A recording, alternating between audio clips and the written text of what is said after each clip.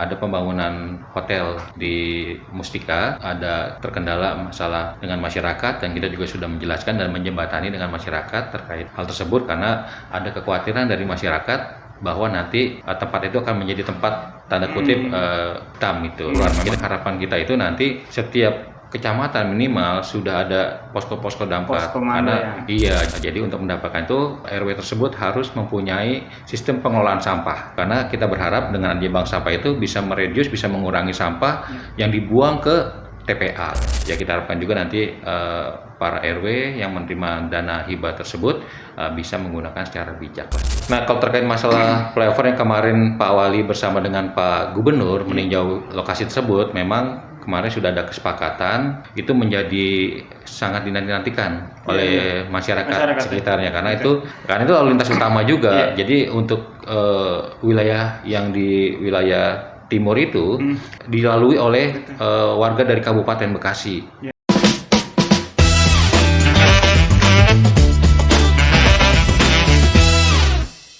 Baik, assalamualaikum warahmatullahi wabarakatuh. Selamat pagi pemirsa bekasimedia.com. Hari ini kita merupakan yang ke-10 dari channel podcast Parlamentaria DPRD Kota Bekasi.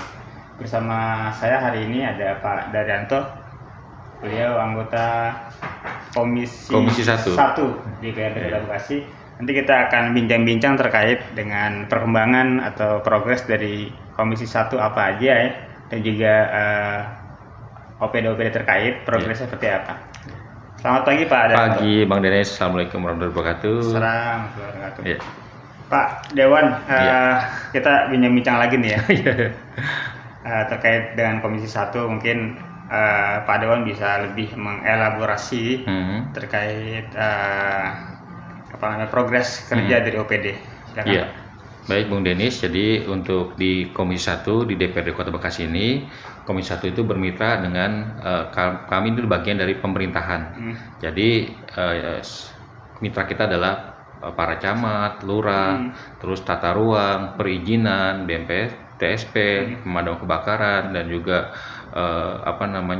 tentang investasi. KSI juga ada di sana. Nah, itu juga banyak hal yang memang sekarang ini termasuk kepegawaian. Kepegawaian juga menjadi bagian dari di Komisi 1. Nah, seperti yang kemarin kita sama-sama lihat dan kita mengucapkan syukur dan alhamdulillah ternyata 7.000 lebih kemarin yang TKK dari pemerintah Kota Bekasi itu sudah masuk ke dalam P3K atau ASN, menjadi bagian dari ASN pemerintah pusat. Dan ini juga menjadi satu kebanggaan karena menjadi terbesar, juga salah satu yang terbesar di Kota Bekasi untuk perekrutan tenaga kontraknya untuk menjadi tenaga P3K gitu. Ini luar biasa dan tentunya kita juga masih punya PR Bang Denis.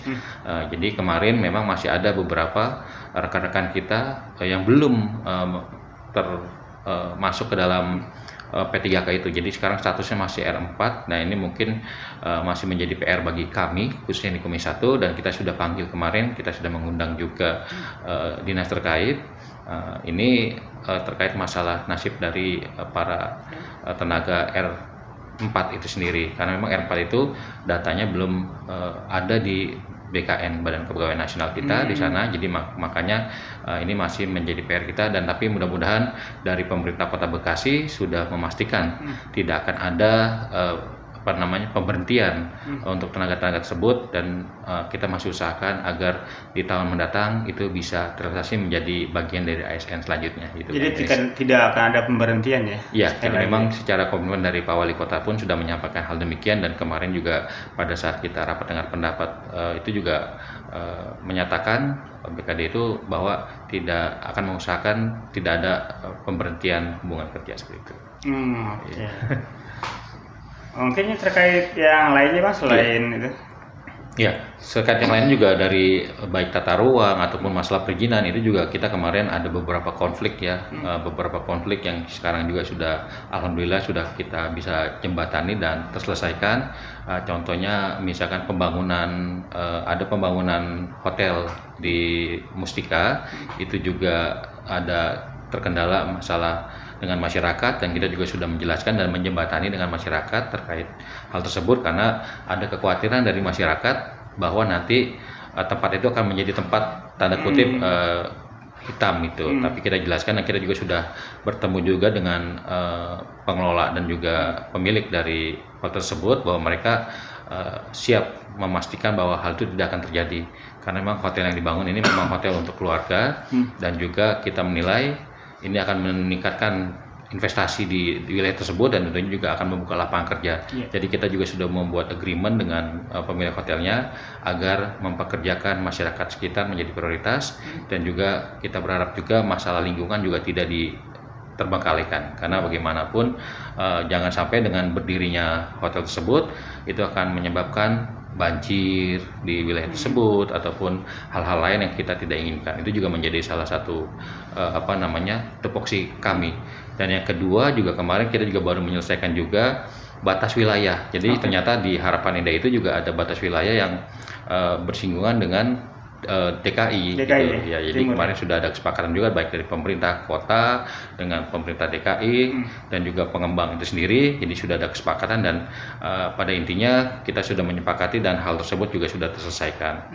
Dan selain itu juga kami di Komisi 1 terkait masalah mungkin orang banyak menanyakan masalah ini damkar karena memang di damkar itu sendiri belum secara keseluruhan. Memang harapan kita itu nanti setiap kecamatan minimal sudah ada posko-posko damkar karena iya jangan sampai nanti kalau ada amit-amit ya kebakaran ternyata kita terdapat kesulitan untuk arus terlalu jauh ya. Iya betul. Jadi makanya harapan kita minimal per kecamatan gitu. Jadi ya itulah beberapa tupoksi dan selain itu juga kemarin juga kita sudah menerima juga masukan dari masyarakat dan tentunya ini juga kita harapkan juga peran partisipasi masyarakat karena tanpa input saran masukan dari masyarakat kita juga akan tidak tahu dan karena keterbatasan kami juga sebagai anggota DPRD sebagai manusia biasa tentunya kita mungkin harapan kita masyarakat juga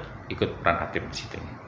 Yang menarik yang sekarang mulai ramai di media tentang insentif RT RW atau juga hibah yang akan digelontorkan.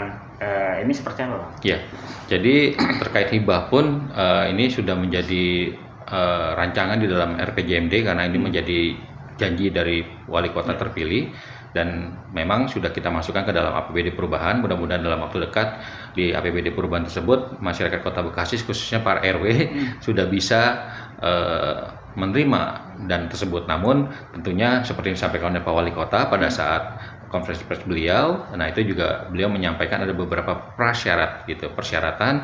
Jadi untuk mendapatkan itu RW tersebut harus mempunyai sistem pengelolaan sampah. Jadi salah satunya itu makanya kita juga di DPRD juga waktu sebenarnya tidak berhubungan tapi kebetulan momennya pas. Kita juga sudah menyelesaikan raperda tentang pengolahan sampah gitu. Pengolahan sampah itu di dalamnya ada masalah bank sampah. Nah, bank sampah itu tentunya adalah pengolahan sampah yang kita harapkan sebenarnya bank sampah itu harus dimiliki oleh setiap RW. Karena kita berharap dengan adanya bank sampah itu bisa mereduce, bisa mengurangi sampah yang dibuang ke TPA gitu. Jadi nanti ke TPA itu hanya benar-benar sampah yang memang sudah tidak bisa diolah lagi seperti itu. Harapan kita juga menjadi nilai tambah. Dan kita juga sudah ajukan agar program ini menjadi program yang continue gitu. Karena kalau dimasuk ke dalam hibah itu kan sifatnya kebijakan. Jadi yang kita khawatirkan kalau nanti kebijakannya berhenti, nah program tersebut tidak berkelanjutan. Namun kita harapkan untuk bank sampah itu sendiri menjadi program pokok dari pemerintah Kota Bekasi karena kami juga sudah melihat dari beberapa daerah seperti di Kota Tangerang Selatan itu memang mereka juga sudah melaksanakan tersebut dan memberikan insentif kepada bank sampah. Nah ini juga kita harapkan nanti bank sampah sekarang ini karena kendala bank sampah itu adalah di operasional, di dana operasional. Jadi mereka tidak kuat memberikan insentif ataupun gaji kepada orang secara permanen gitu, secara tetap. Jadi memang sifatnya masih sukarelawan. Nah itu yang kita tidak inginkan karena sifatnya sukarelawan kan jadi orang yang mau ayo, yang nggak ada ya nggak bisa gitu. Nah seperti itulah kurang lebih Bang Denis. Jadi harapan kita nanti dengan adanya payung hukum itu juga kan tentunya para RW nanti tidak yang dikhawatirkan gitu kan, jangan sampai terjerat kasus gitu. Masalah laporan pertanggungjawabannya dengan nilai uang yang cukup besar, terus juga ya kita harapkan juga nanti para RW yang menerima dana hibah tersebut bisa menggunakan secara bijak lah seperti itu. Ya selain itu juga mungkin dari tata ruang sendiri, dari BEM PTSP sendiri kemarin kita juga sudah melihat launching. Sekarang kita sudah mempunyai gedung BBM PTSP. Nah, BEM PTSP itu juga sekarang sudah ada di Jalan Ahmad Yani. Jadi bagi masyarakat Kota Bekasi yang ingin melihat sana sekarang sudah lebih mewah, lebih bagus dan lebih representatif lah seperti itu. Jadi silakan untuk masyarakat Kota Bekasi yang ingin mengurus segala perizinan, nah itu bisa langsung datang ke sana. Jadi sekarang Kota Bekasi ini sudah sangat luar biasa gitu. Jadi selain itu juga mungkin kita juga menekankan kepada setiap kecamatan, ya kecamatan kemarin kita juga sudah berdiskusi dengan seluruh camat Kota Bekasi dan mereka juga sudah menyampaikan program-programnya kepada Komisi 1 dan sangat luar biasa. Kami juga sangat mensupport dan mendukung wilayah-wilayah yang memang mempunyai inovatif gitu. Inovatif yang ada di kecamatan kita sekarang sudah luar biasa. Nah, yang mungkin menjadi PR kita adalah masih ada kecamatan yang kelurahannya mungkin belum atau kurang layak lah seperti itu. Nah ini juga menjadi perhatian kita agar nanti kedepannya pembangunannya menjadi prioritas. Dan juga mitra kami di Komisi 1 itu ada dari kepolisian dengan TNI dengan Kodim dan juga dengan kejaksaan gitu. Jadi makanya kami juga berkolaborasi juga dengan mereka dan menjadi PR kita. Itu sekarang ada di beberapa wilayah yang menjadi fokus untuk polsek yang belum. Contohnya Bekasi Timur. Bekasi Timur ini polseknya masih bergabung dengan Rawalumbu gitu. Jadi makanya polsek Rawalumbu sekarang sudah ada nanti dan kemarin kami juga sudah sepakati untuk pembangunan polsek di Bekasi Timur. Itu nanti ada di jalan underpass. Nah, di depan rusun. Nah, itu sudah ada tanahnya, itu tanah Fasum dan mudah-mudahan anggarannya tahun depan kita sudah siapkan dan mudah-mudahan proyek pelaksanaan juga sudah bisa dilaksanakan agar tentunya dalam pelayanannya kepolisian juga menjadi lebih baik dan lebih profesional gitu. Di situ ya Bang ya? Iya, di situ.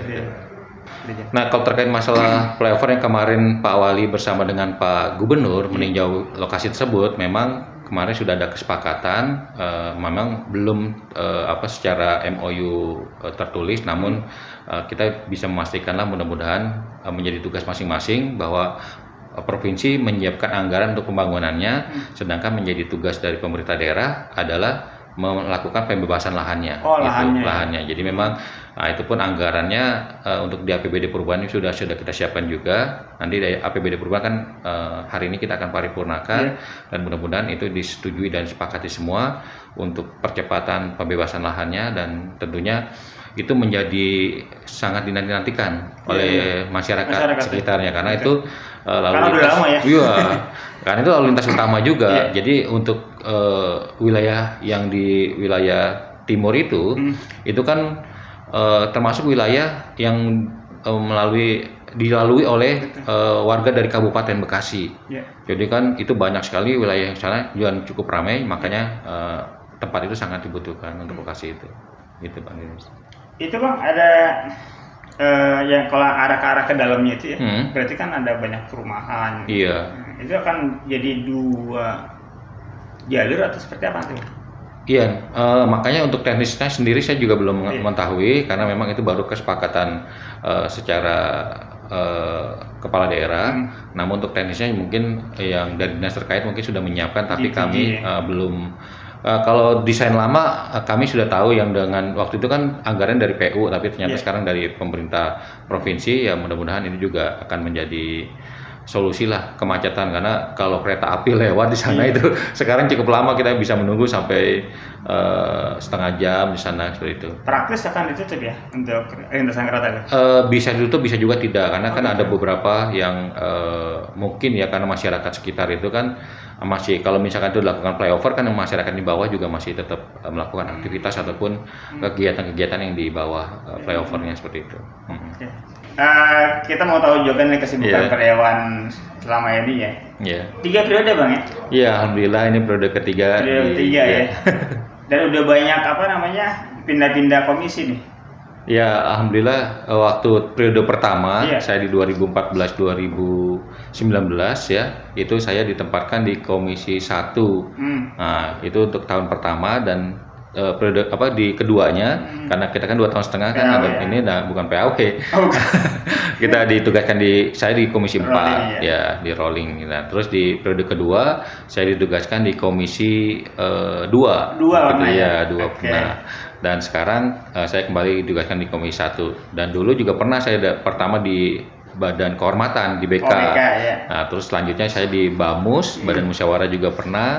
Terus di Badan Anggaran juga pernah. Sekarang di Bapemperda juga. Jadi ya hampir seluruh sudah, hanya Komisi 3 yang belum pernah masuk Komisi 3. Tapi sama aja Bang, Komisi 3 dengan Banggar Bang ya? Ya hampir sama lah. Ya? Tapi bedanya gini, kalau di Komisi 3 itu adalah memiliki mitra.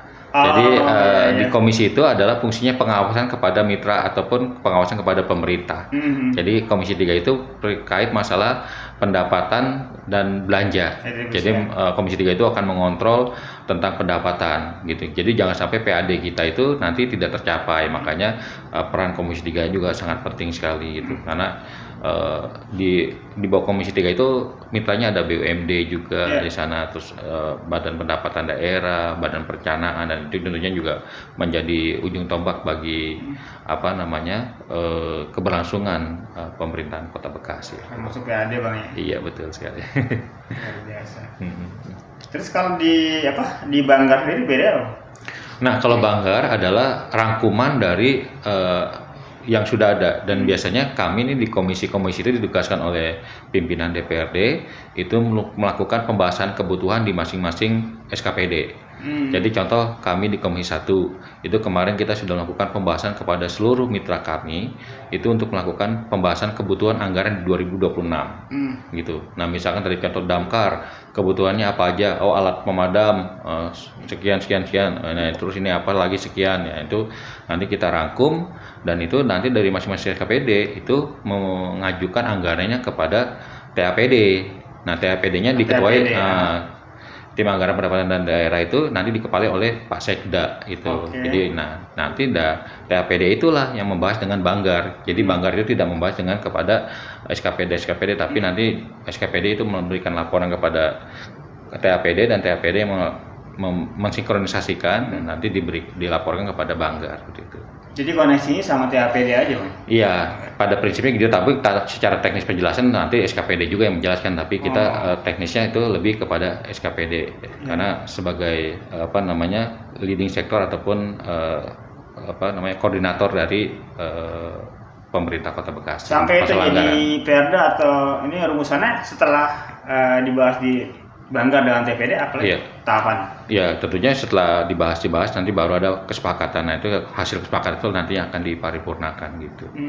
Tapi tetap merujuk ke RPJMD. Oh iya, jadi dasar semua kegiatan adalah mengacu kepada RPJMD dan alhamdulillah juga kemarin RPJMD sudah kita sepakati antara pemerintah Kota Bekasi dan juga DPRD Kota Bekasi, dan RPJMD-nya tentu menjadi acuan bagi pembangunan Kota Bekasi selama 5 tahun karena itu di dalam RPJMD itu adalah janji-janji kepala daerah gitu. Jadi semuanya yang kemarin dituangkan dalam program-program yang disampaikan pada saat beliau menyampaikan visi misinya, nah ini sekarang sudah dituangkan di dalam RPJMD. Seluruh kampanyenya, Bang? Iya, artinya ya maka RPJMD itu kan adalah rencana menengah pemerintah daerah, dan rencana menengah itu tentunya dari visi misi kepala daerah terpilih seperti itu. Gitu. Iya. Dan juga tentunya mungkin dengan modifikasi kebutuhan pemerintah ataupun kebutuhan dari masyarakat Kota Bekasi. Bang, bentar. Kalau misalnya kepala daerah itu kemudian dia terpilih lagi di periode keduanya, apakah RPJMD masih sama atau dibuat lagi? Biasanya itu akan menyesuaikan dengan situasi kondisi dan perkembangan zaman. Nggak mungkin juga biasanya pakai yang lama, karena seperti contoh waktu Bapak Rahmat Effendi kan Nah itu kan visi misi yang pertama dengan beliau kedua memang masih ada yang sama, tapi itu sifatnya melanjutkan, tapi biasanya ada pengembangan yang belum tercapai di periode pertama seperti itu. Dan tentunya biasanya juga karena sekarang kan perkembangan zaman sangat cepat, ya. Jadi selain visi misi itu juga mungkin kepala daerah juga akan menyesuaikan dengan kebutuhan zaman gitu. Oh, tetap fleksibel ya? Pasti fleksibel lah gitu. Kalau misalnya beda kepala daerahnya beda dari partai politik yang beda itu akan menghambat tuh RPJMD itu? Enggak karena acuan dasarnya adalah dari pusat gitu. Jadi kita tetap ada turunan dari pusatnya. Nah kita RPJMD itu menyesuaikan tapi tidak menghilangkan rule dari RPJMN gitu. Ada batasannya untuk nasionalnya seperti itu. Nah nanti dari situ dari pusat itu, nah baru dijabarkan dan dimasukkan muatan lokal dari masing-masing daerah. Gitu. Oh gitu, kolaborasi ya Bang? Iya betul. Pusat sendiri sudah mempunyai rule.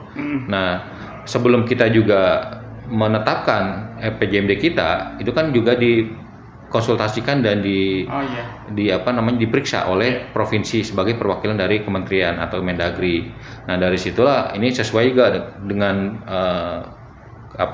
kebijakan dari pemerintah pusat. Kalau ternyata tidak sesuai mungkin akan dilakukan revisi kembali. Tapi kalau memang sudah tidak ada yang menyimpang dari ketentuan dari pemerintah pusat, itu bisa dilaksanakan gitu. Ya seperti sekarang kemarin kita bersyukur alhamdulillah ternyata RPJMD kita sesuai dengan arahan dari pemerintah pusat dan tentunya sekarang sudah bisa kita laksanakan.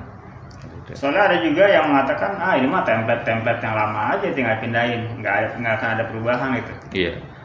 Kalau saya melihat dari yang ada kemarin, karena kebetulan saya juga memang tidak dibanggar, tapi saya melihat itu enggak, karena memang beliau juga memasukkannya berdasarkan kebutuhan masyarakat. Yang pertama, yang kedua, memang sesuai dengan janji-janji yang beliau sampaikan pada saat kampanye, janji-janji politiknya, dan juga ini juga sesuai dengan ketentuan dari pemerintah pusat. Jadi aturan-aturan tersebut saya pikir nggak akan copy paste, nggak akan juga ya apalagi sampai merugikan masyarakat itu enggak. Iya.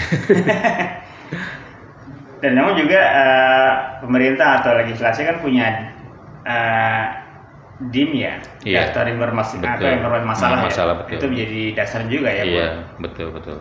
Ya kita Kota Bekasi sebagai kota metropolis tentunya dengan pluralisme kita, dengan keberagaman kita, dan dengan kemajuan di segala hal, ini juga menuntut pemerintah Kota Bekasi lebih inovatif, harus lebih bermanuver ataupun melakukan hal-hal yang memang out of the box gitu. Tidak bisa juga kalau Kota Bekasi hanya bicara datar gitu kan. Nah, kita ketinggalan dengan kota-kota yang lain, dengan Depok, dengan Bogor, dengan apalagi ya dengan kota-kota yang ibu kota yang lain seperti Bandung kan, ibu kota provinsi dan sebagainya, itu tentu menjadi PR besar bagi kita gitu. Jadi saya yakin Pak Wali beserta jajarannya akan lebih berinovatif lah terkait masalah pembangunan di Kota Bekasi. Setelah kemarin di momentum pilkada ya, rame lah gitu ya. Kemudian sekarang sudah terpilih dan melakukan sinergitas kolaborasi. Ini agak canggung nggak sih Bang antara eksekutif dengan legislatif? Selama penglihatan saya dan yang saya alami nggak ada ya. Kita juga ya kebetulan kayak di DPRD kan kita dikomandoi oleh Pak dari PKS, Pak Ketua kita kan, dan itu saya pikir juga nggak ada dan saya tidak melihat gap tersebut. Karena kita tujuan sama untuk membangun Kota Bekasi, untuk mensejahterakan masyarakat Kota Bekasi dan tentunya untuk memajukan Kota Bekasi gitu. Dan semua termasuk anggota dewan pun dalam hal pembahasan semuanya tidak ada gap, tidak ada